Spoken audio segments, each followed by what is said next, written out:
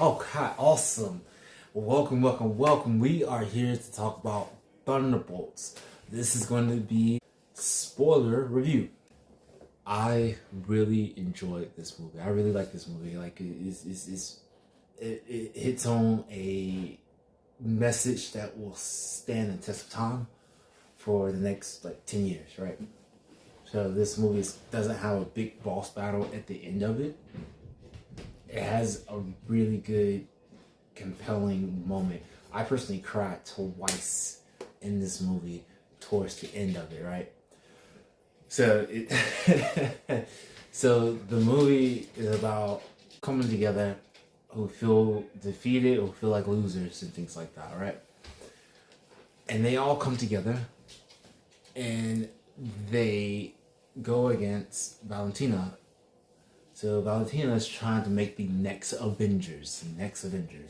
The world's without the Avengers. And so she's been, like most villains do, or anti-hero, or just people. I think like villains or anti-heroes is like not necessarily the best terminology to use, because when you really just think about it, this Department of Defense or any type of defense systems in any country probably would go this route, or try to make their own super soldiers, or try to make their own heroes and things like that. As like incredible as the Avengers were, they're not in this movie. Only Avenger that's in this movie is Bucky Barnes, and that's the only Avenger that's in this movie, right? You have Yelena, the Black Widow's sister. You have the U.S. agent, who was formerly Captain America after Steve Rogers. You have the Red Guardian, which is Yelena's father, or the Black Widow's father. And then you have Ava, Ghost, from the Ant-Man and the Wasp series, the movies, right? So they all are just like phenomenal, right? Like the emotional scenes between the Red Guardian and Yelena is really compelling, or the new Black Widow is really compelling. It's really touching. This movie is like just down to earth, like for Gen Z or Gen Alpha, for the period of time before like coming to Christ and things like that, or being saved by Jesus. It's just like a whole like emptiness type of feel for a good bit of us in that generation, or for Gen Alpha as well, I believe. This movie really captures that, from the color of the film, from the team talking about their past and interacting with the void at various times throughout this movie, right? And they all have the aspirations to do something good.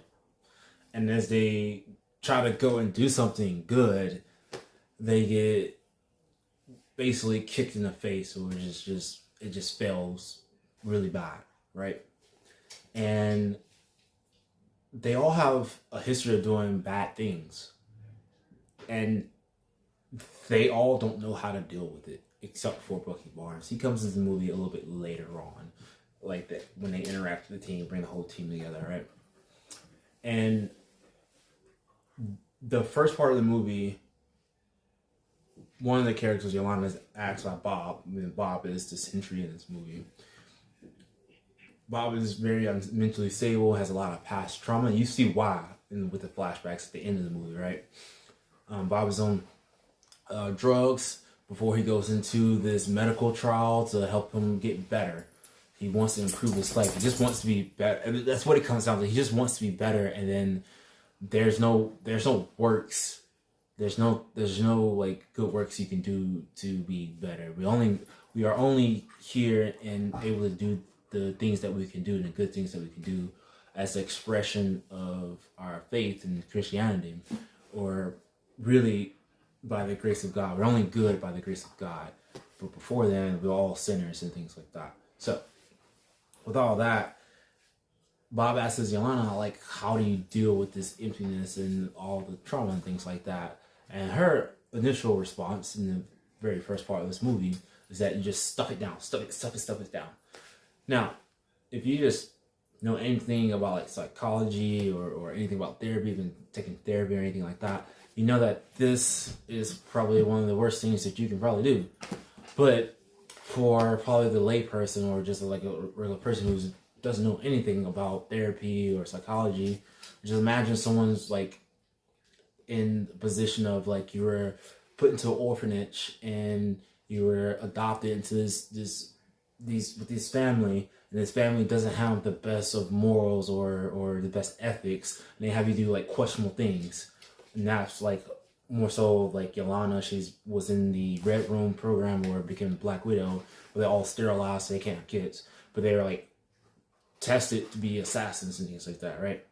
And then you have Bob, where his father was like physically abusive and verbally abusive against his mother, and then every time he tried to stand up for his mom, he would get smacked around by his dad, and his mom would also berate him as well. So he's just trying to be like a hero and stand up and do the right thing, but he keeps getting beaten down, which leads him on the path of drugs. And he shows a little funny scene where he was a chicken on meth. that was that's pretty funny. So that's the first part, like, oh, you stuff it down. And so that actually spawns the villain of this movie, which is the Void. You stuff all of it down. When you stuff it all down, it becomes like its own personality, its own identity and things like that, right? So then you get to the second part of the movie where, again, someone asks, in this case it was Ava goes to U.S. agent John Walker about how does he deal with the stuff and things like that. And I can't quite recall his answer right now, but it still wasn't the best answer. Oh, I can recall now. He says you have to fight. You just gotta keep the fight going. And the U.S. agent, his story, like the way, and I seen this video the other day, it was like so brilliant. The way they broke down his character, or they wrote his character in the script of the Falcon and the Winter Soldier, they kind of write it to where you just dislike him. But if you're like actually just thinking about the stuff that's like happening in the show, you're like, wait a minute, hold on. He's not like necessarily 100% out of pocket for doing the things that he did, or he's not necessarily like just crazy for doing the things that he did and things like that. So when you have people that's like are deemed terrorists and are doing terrorist things, they are terrorists. They're hurting innocent civilians in other countries and things like that to push their ideology or their agenda. They are terrorists. They're causing terror to innocent people who may have nothing to do with why they are in the situation they are in and whatnot. So they're terrorists. So the terrorist kills John Walker's like best friend, then tries to run away. Walker catches up to him. The terrorist surrenders, and at that point that he surrenders, he's considered innocent now by law or by the Geneva Conventions or NATO. He's considered innocent at that point, or he surrenders, so he's no longer a enemy combative in that sense. So I think I'll have to look more into that, but yes and no. So like, but John Walker, like, he's angry, he's mad, he kills him. He has a super soldier syndrome at this point. He kills him. So that's like the second way they say like how to like deal with all the trauma and things like that. The first one, Yelena was like stuff it all down. The second one, John Walker, U.S. agent, is like, you gotta fight. And then towards the midway of the movie to the second half of the movie, Bucky Barnes comes in and he meets the team, and he's like somewhat familiar with the team already, right? And so they tell him about Bob and Valentina. Then the third part of the movie is where Bob is fighting the Void, and Bucky's like, this isn't right. And they all sort of like realize like, oh, stuffing it down is not, it's not good. And then fighting it is not good either, because that turns into a self-deletion thing where the Void was like overtaking Bob as Bob was trying to beat the Void. The Void is Bob. Bob is the Void. Is a part of him. Like your past, your trauma, it happened. It just happened. But through the blood of Jesus Christ, your sins are forgiven, and you can move on. The devil always tries to tempt you with the past and things like that, but it's in the past. And you can be different and you can move forward. And in that sense, you can still like have reverence for the past, and it's not ever just like non-existent. It happened, but you don't have to let it control you.